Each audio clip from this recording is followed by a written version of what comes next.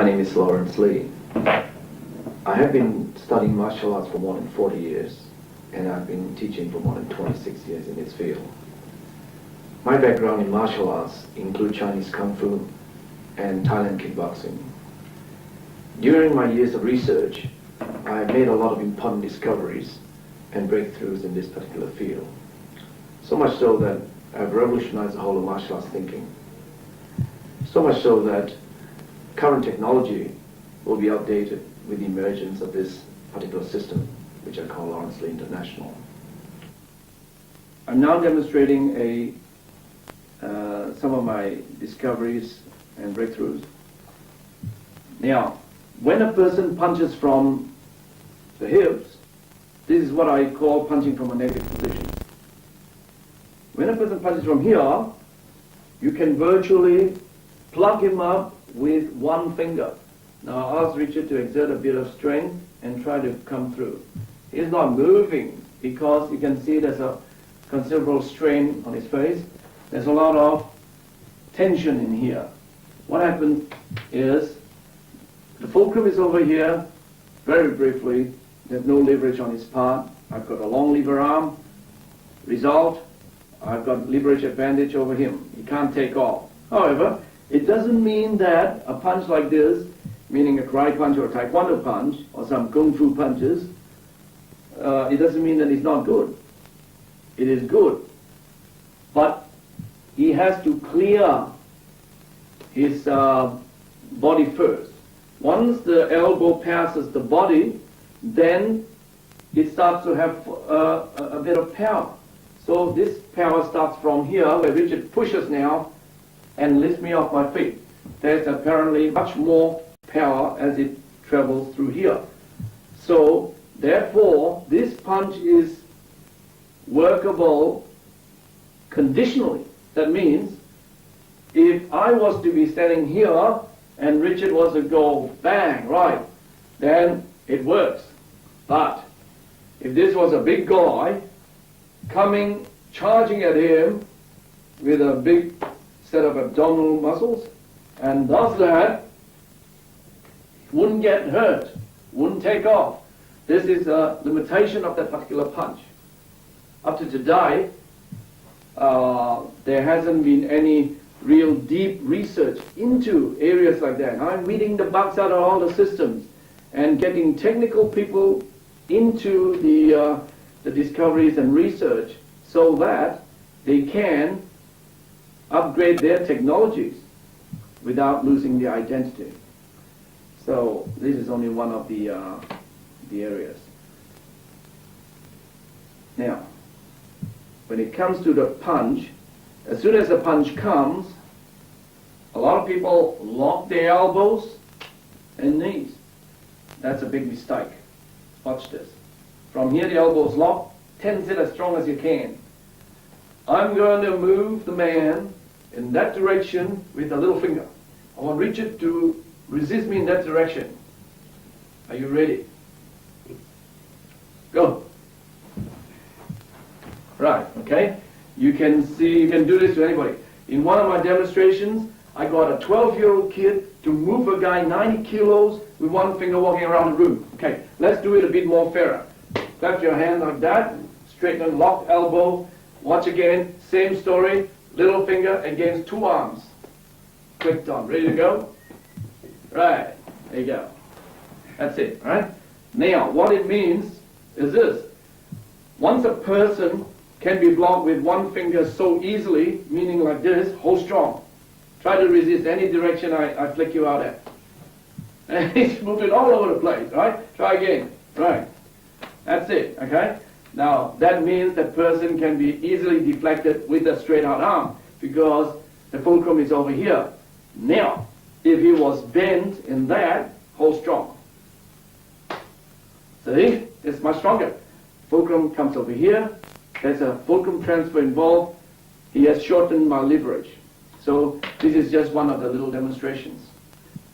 Well, other current technologies involve trial and error, guesswork, and a bit of distancing and a bit of timing in the handling the situation.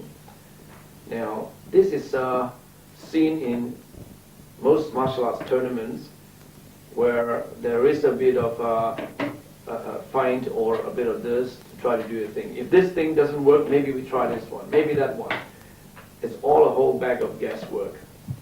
And in a street situation, sometimes when a street fighter has a flurry of punches coming towards the martial arts practitioner, what happens is, because it's so unpredictable and because they come not in one shot but in a series of punches and kicks and all that, then they find it most difficult to handle. This is where I come in. What I've done is taken the guesswork out of combat situations and put the practitioner in total control of the situation. Now I'm going to demonstrate a defense system, how the defense system works. Now, this is what I term as formula fighting, where we have a single response to any attack. In the sense that most styles, they are designed for a one-shot attack. If you do 2 shots at them, they're in a bit of trouble. Or if you do this and do something else and make a feint, then they'll be in a spot of bother. It's first of all, I'd like to show you current technologies, how they operate. From here, we're going to do it slow. Slow punch to head, step, I'm trying. Step punch, block, and then counter, a punch to opponent. However, if the same thing was done, slow punch to head, block, before I could punch with this one, Richard delivers the blow from the second punch like that. And would have caught me. A good boxer can do this.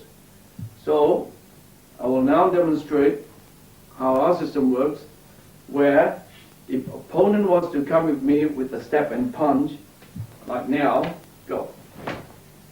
What happens is, his knee has been kicked, and this particular top plane has been deflected. And let's say Richard has a second punch in mind, which goes like this. He can do 100. There's no difference in the result. The result remains that his knee has been kicked and he's out of action. So, even this guy has got sledgehammer knuckles, he'll be hopping around with one leg, and that's it, you know. So, we just take out the other leg and then job done. So, this is it. Well, in the designing of my system, this system is not just another combined eclectic system, like a lot of modern styles. But this is built from the ground up and from first principles. Now, I designed this with the following in mind. Number one, I designed this system for the underdogs. In a sense where people who may be lighter, shorter, older, more nervous, can still successfully use the system. Number two, it's designed as a safe system, whereby there is a lot of coverage. That means I've arranged it in such a way, it's scientifically arranged in such a way that we can hit the other person without us being hit at any time. So safety for the user brings about confidence. Now, number three is very user-friendly, in the sense that it's broad and universal in its application. You can virtually do it any old how because it's inbuilt with a big margin of error design in the system. Now, the next one is it's designed to be faster and stronger and more unpredictable than current technologies. Number five, it is also a realistic and streetwise system, and the training is done under adverse conditions rather than under ideal conditions where a lot of current technologies use cooperative opponents in their partner to do cooperative training. Well, a person does that and that and that, and they get to the end a very desirable result. But real life is different. This is where there is a need to get into realistic training. where if a person was to grab you and try not to cooperate, and if you can still get out of it, then that system works for sure. And also, it is designed to be foolproof, where the techniques work unconditionally. Now, I'm going to show an attack system, how I'm going to come in from the outside of this position. Rather than do this, what boxers do, that means duck and weave around and then shoot. We are dealing with a live weapon here. That means as I do this, he could do that and hit me, which is going to fire back at me. If I come in first with this, even if the opponent was to punch back, it will end up with black. See, as he comes in, that's what's going to happen. So this is how we engage the person first, where we'll be doing a right into that, and then from the follow-up, right, see, into the head with a what I call 2 o'clock punch, and that wraps up one of the attacks. It's quite simple and straightforward, and I'll just show a couple of other simple attack systems. From here, let's say I want to punch the guy in the head. Now, from here, if you were to have a look at this, the first thing to do is to remove opponent's front weapon. Right? Or into there. After the groin, right, we can still wrap him up with hit to the throat, whatever. So this hit to the throat business is quite optional.